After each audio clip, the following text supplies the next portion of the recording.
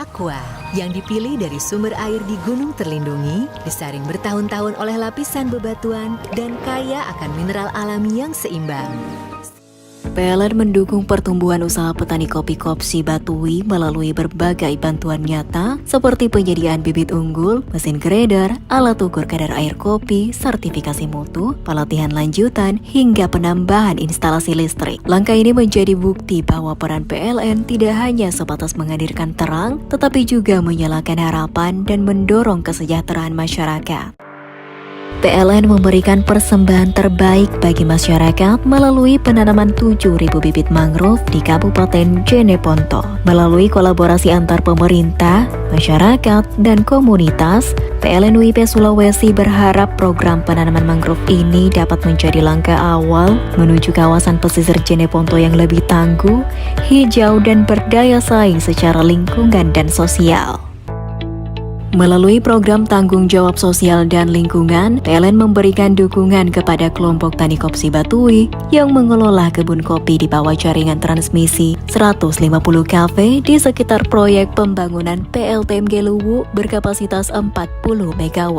Bantuan berupa bibit dan mesin oleh PLN WIP Sulawesi memberikan dampak signifikan terhadap efisiensi kerja dan peningkatan kuantitas produksi kopi. PT PLN Persero Unit Induk Pembangunan Sulawesi menunjukkan komitmennya terhadap pelestarian lingkungan melalui penanaman 7.000 bibit mangrove jenis Avicennia di lahan seluas 2,7 hektar di Kabupaten Jeneponto, Sulawesi Selatan. Program ini merupakan upaya PLN dalam mencegah dampak abrasi dan mendukung keanekaragaman hayati, terutama flora dan fauna pesisir.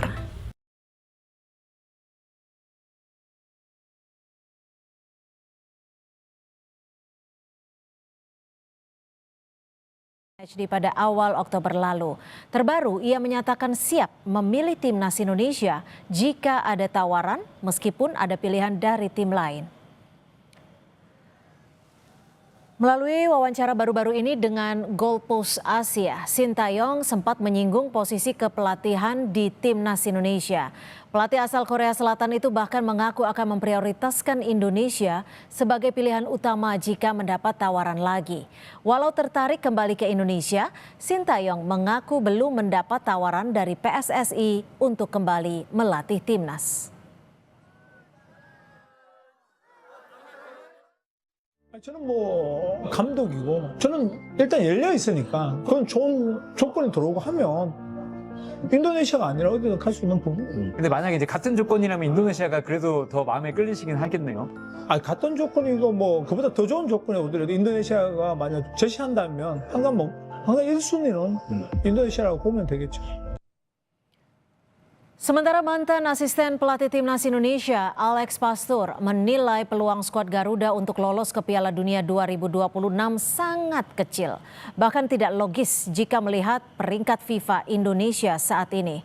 Pastur yang dipecat bersama Patrick Kluivert oleh PSSI pada 16 Oktober lalu mengungkapkan bahwa dirinya semula mengira proyek kepelatihan di timnas Indonesia akan berlangsung dalam jangka panjang. Ia menyebut pemecatan setelah hasil buruk memang sudah menjadi hal wajar dalam dunia sepak bola. We waren ook wat dat betreft drieledig. Het zou mooi zijn, korte termijn, als je het WK haalt. Maar goed, als 119e van de wereld is dat natuurlijk niet per se heel makkelijk en logisch. Het tweede was Gerald Vanenburg en Frank van Kempen op de onder 23 en de onder 20. Anggota Exco PSSI mengonfirmasi bahwa tidak ada rapat Exco yang dijadwalkan untuk membahas pelatih timnas Indonesia. Sumarji yang juga menjabat sebagai manajer timnas Indonesia menegaskan hingga kini tidak ada undangan untuk rapat Exco PSSI. Sebelumnya Wakil Menteri Pemuda dan Olahraga Taufik Hidayat mengatakan PSSI akan mengadakan rapat Exco untuk membicarakan pelatih baru. Dikutip dari laman kompas.com, anggota Exco yang juga manajer timnas Indonesia, Sumarji menyebut belum ada undangan rapat Exco untuk membahas pelatih baru. PSSI masih belum menentukan pelatih timnas yang baru menggantikan Patrick Kluivert. Namun sejumlah nama ramai dibicarakan publik. Nama mantan pelatih timnas Indonesia, Sintayong, kembali mencuat. Secara terang-terangan, STY juga membuka hati jika tawaran datang dari PSSI. Kemudian ada Jesus Casas. Ia pernah menjadi pelatih Irak dari 2022 sampai 2025. Dan meraih juara Piala Teluk 2023. Selanjutnya ada Timur Kapadze yang sukses membawa Uzbekistan lolos ke Piala Dunia 2026. Saat ini posisinya adalah asisten pelatih Fabio Cannavaro. Yang terbaru ada Frank de Boer. Ia pernah melatih Inter Milan pada 2016. Sempat juga menangani timnas Belanda dari 2020 sampai 2021. Saudara, sejumlah nama disebut-sebut bakal menangani timnas pasca dipecatnya Patrick Kluivert. Yang terbaru muncul lagi nama Sintayong yang mengaku akan memprioritaskan Indonesia sebagai pilihan utama jika mendapat tawaran lagi.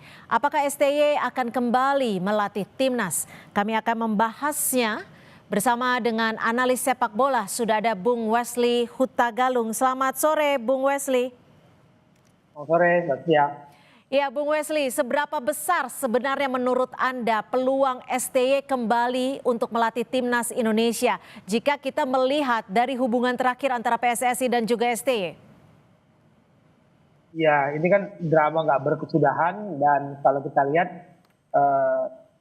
cerita-cerita itu sudah dipanaskan oleh penerjemah STY ketika di timnas JJ yang terus-menerus berbicara di banyak kesempatan, di berbagai kesempatan soal cerita-cerita masa lalu seperti ingin mengembalikan nostalgia, seperti ingin mengatakan bahwa STY itu tidak akan berpisah dari Indonesia. Ceritanya kan terus dikembangkan oleh konten-konten kreator juga. Bagi saya, pertanyaan pertama saya adalah apa alasan utama PSSI ketika memutus Sintayong itu harus menjadi alasan juga diperjelas kenapa kita memakai Sintayong lagi setelah kita melepas tanpa alasan yang kuat, lalu apakah kemudian kita akan ambil lagi? Kecuali ini Mbak Tia, karena saya pernah berbicara bahwa ada 2 cabang olahraga yang itu membutuhkan persetujuan istana untuk ketuanya, bulu tangkis dan sepak bola. Itu pernah saya tanyakan kepada mantan ketua PBSI dulu dan dia mengatakan kalau istana sudah menyetujui, nggak ada yang larang. Tapi kalau istana bilang enggak, mau goyang gimana juga, mau kampanye gimana juga, susah. Nah, apakah ada tekanan dari istana untuk kemudian mengembalikan STY? Karena Mbak Cynthia dalam sepak bola tidak mudah untuk mengembalikan situasi di tim yang pernah kita tinggalkan. Apalagi ada cerita-cerita nggak sedap, duka-duka nggak sedap. Kan exco kita kan nggak selamanya, nggak semuanya bercerita baik tentang STY. Tapi begini Bung Wesley, kalau betul seperti yang Anda sampaikan, tapi di sisi lain juga ada tekanan publik yang sebagian besar ingin ataupun mengharapkan Sintayong bisa kembali untuk melatih timnas Indonesia. Apakah ini juga akan menjadi pertimbangan? Wajar ya, apa yang STY lakukan selama lebih dari 4 tahun di sepak bola Indonesia, meskipun ada poin yang membuat orang kecewa. Yang pertama, STY tidak kunjung belajar bahasa Indonesia. Ya. Yang kedua, kabarnya dalam perjanjian itu STY harus membantu pengembangan pelatih-pelatih sepak bola Indonesia, transfer knowledge, dan itu belum terjadi. Mungkin itu kalau bisa diperbaiki akan memudahkan, tapi tidak ada jaminan ya Mbak Tia. Tidak ada jaminan kita akan kembali dalam formasi ketika STY meninggalkan Indonesia setelah mengalahkan Arab Saudi, karena tekanan itu akan terus dari pihak-pihak yang tidak suka, bahkan dari internal PSSI sendiri pasti ada usaha-usaha itu. Karena kalau kita mengembalikan STY, bukankah wibawa ketum akan jatuh? Oke, tapi kalau dilihat dari apa yang sudah dilakukan STY kepada timnas Indonesia, ini kan sebenarnya ada fondasi yang sudah dibentuk oleh STY. Apakah itu akan juga menjadi pertimbangan untuk PSSI kembali mempertimbangkan atau seperti apa menurut Anda? Atau apa yang harus diperbaiki? Perubahan nyata dalam Sintayong selama saya melihat, maksudnya pertama dia berani memutus beberapa generasi untuk mencoba pemain baru, pemain muda untuk bertarung di tingkat senior. Lalu selama kita nonton timnas era Sintayong selalu ada aspek kejutan. Aspek kejutan itu kadang formasi yang udah dipakem itu orangnya diganti, tapi gaya mainnya enggak. Lalu tiba-tiba dia berani main ofensif. Jadi sebelumnya dia bermain defense counter attack, dan itu uji coba itu memang tidak selamanya berhasil. Tapi secara track record kan sampai kita dari kualifikasi 1, kualifikasi 2, kualifikasi 3, dan kita lolos kualifikasi 4 dengan istilahnya percobaan-percobaan membangun fondasi. Pelatih setelah Sintayong kan sudah punya fondasi, dia meneruskan. Nah, ini yang sebenarnya harus kita hargai dari yang dikerjakan oleh STY. Tapi Mbak Setia, sekali lagi, kita nggak tahu apa sebenarnya problem utama antara federasi kita dengan Sintayong sehingga kemudian ada pemecatan. Itu dulu yang harus Jadi masalahnya harus dicari tahu dulu ya, agar bisa memungkinkan diperlukan kembali STY atau pelatih baru. Lalu menurut Anda siapa saja kemungkinan pelatih yang bisa mengisi timnas Indonesia? Yang belakangan kuat kan orang mensinyalir ada konten kreator bilang dari Jepang. Karena sebelumnya dia bilang pendukung Clifford tiba-tiba minta Clifford dipecat. Lalu tiba-tiba sekarang ngomong tolak dari Jepang. Ini jangan-jangan ada bisik-bisik dari dalam federasi. Lalu ada postingan Om Simon Tamata yang madu banget kita berfoto dengan Frank de Boer. Lalu dikait-kaitkan karena Frank de Boer pernah di-hire oleh Pak Erik ketika menangani Inter Milan. Tapi jangan lupa di Inter Milan dia dipecat dengan prestasi ketika itu 14 pertandingan 7 kali kalah. Lalu di Crystal Palace dia dipecat juga dengan 5 pertandingan 4 kali kalah. Lalu terakhir di Al Jazeera di Uni Emirat Arab dia juga dipecat sebelum waktunya. Jadi track record dia itu kurang menyenangkan. Sampai pelatih Jose Mourinho pernah mengatakan ketika dia di Crystal Palace tuh Frank de Boer dibilang pelatih terburuk sepanjang sejarah Premier League.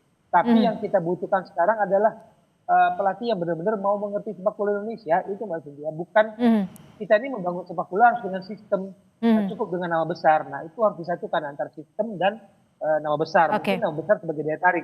Tapi sistemnya jangan lupa. Sistem menjadi salah satu hal yang patut dipikirkan. Bung Wesley, kalau saat ini kita memiliki kekosongan kursi pelatih, seakan membuang waktu. Padahal kita dihadapkan dengan FIFA Matchday, kita juga dihadapkan dengan Piala Asia. Ya, FIFA Matchday tanggal 9 sampai 17 November ya. Mungkin saja kita sudah punya, mungkin saja kita caretaker, itu mungkin. Karena pertarungan internal di federasi itu mengagetkan juga ketika wakil menteri bisa berbicara mewakili sebuah cabang olahraga, lalu semua orang mengatakan pemecatan PT Clever atau bukan pemecatan, mutual atau kesepakatan bersama itu tidak melibatkan Exco. Lalu keputusan-keputusan one man show Pak Erik disebut yang menentukan pemilihan ketum atau pelatih kepala. Jadi ini pasti ada tarik ulur karena desakan netizen itu juga akan menyangkut kredibilitas Pak Erik sebagai ketua umum. Apakah kemudian pemilihan kembali Sintayong tidak mempengaruhi harga diri Pak Erik? Jadi tarik ulur itu pasti banyak kepentingan. Jadi artinya Anda juga menyebut ada kepentingan federasi terkait kepemilihan. Pasti Mbak, dan jangan lupa biayanya mahal itu pelatih-pelatih luar itu. Kalau katakanlah Mark van Bommel katanya, salah satu muncul ya dari Belanda. Itu gajinya di luar sana di waktu di klub LJ itu 12,4 miliar per bulan. Kalau mau Erik ten Hag 16 miliar per bulan. Itu nama-nama besar. Tapi berarti menurut Anda sendiri peluang STY kecil kemungkinan? Tidak, tetap terbuka. Tinggal Pak Erik mau nggak? Nah, mendengar suara-suara orang banyak dan keputusan itu jangan keputusan Pak Erik. Itu keputusan Exco dan ketua. Tapi kan STY juga sempat menyebutkan bahwa yang penting ada kesungguhan. Apakah ini juga bagian dari kode STY? Kode itu sudah dimulai tadi saya katakan. JJ terus-menerus menggulirkan konten-konten soal STY bisa saja. Tapi kesepakatannya dari kesepakatan, kalau STY minta kesepakatannya ada ini, dari federasi juga ada kesepakatan yang belajar bahasa Indonesia, transfer knowledge itu jangan sampai nggak terjadi. Kita butuh ilmu STY untuk pelatih-pelatih kita butuh itu. Oke, baik. Terima kasih atas analisa Anda, Bung Wesley Huta Galung sudah bergabung di Kompas Petang. Selamat sore. Selamat sore. Saudara, informasi lainnya, ratusan pelamar kerja mengantre untuk memperebutkan 30 posisi perusahaan minimarket di kota Sukabumi. Informasinya usai jeda.